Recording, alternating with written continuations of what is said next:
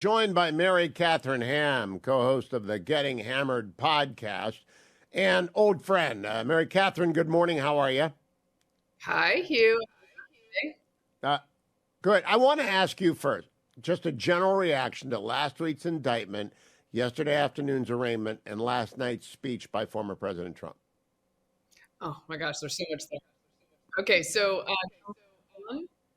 on the indictment itself, I think there's two things happening. One, I think it's fair that people have skepticism and concerns about this, having been sort of duped by the DOJ on a couple of other occasions. I do not think that's unreasonable. I waited for the indictment. I read the indictment, interested to hear more from his lawyers at some point for the defense. However, it seems like there's a lot in there that you can take from Trump himself. You don't have to believe the Fed that really bad stuff happened. And then when it comes to the arraignment and his own speaking, I'm concerned that he will not zip it, and that's going to be bad for him legally. Not, politically aside, just bad for him legally. It is. I just said that to Selena Zito. I've only represented a couple of people in criminal proceedings, and I've never gone through a trial. I would never want them. You don't let them talk to anyone, number one. You just don't. You don't get to talk to the government. The lawyers talk to the government, so you don't end up saying something that is a false statement. And then you don't go out and get that. So I don't understand that at all. But generally speaking, do you think it's persuading anyone in the Republican base of other than what they already thought? No, I think people mostly have their positions staked out on this. I think the question is, look, even people who are skeptical of the DOJ, again, with good reason, can look at the behavior here and say, is this the guy we want in charge in the future? And who we want to sort of make solutions for this country, right? This is really irresponsible behavior, even if you don't think they should have gone after him. What the other guys in this race have to do is convince those folks that moving toward another candidate, moving on from Trump, even though this has happened, that they are not required to sort of lay down their vote to redeem him. It's a tricky dance to make that argument to them.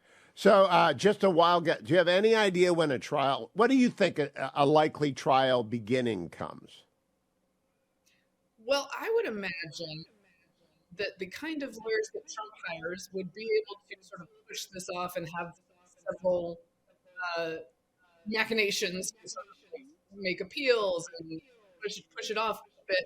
However, would it be better if it just wrapped up quickly? I don't know what the former president is thinking. I think they could delay it for a year and a half if they want, with just simple motion practice. But okay, this is the key thing and I'm not an expert. I'm going to talk to an attack lawyer today about this. But last question: if you're a juror, are you willing to accept the government's word that the documents were very dangerous and ought not to have been, or does the government have to prove to you that the underlying document is indeed as dangerous as they say it is? I think they should do some work to prove that to people because, again, much of Russiagate was essentially fabricated. And so when you hear that these things are really important, look, it sounds like that's the case. However, I've been in situations where I've heard things that were similar and they turned out not to be true.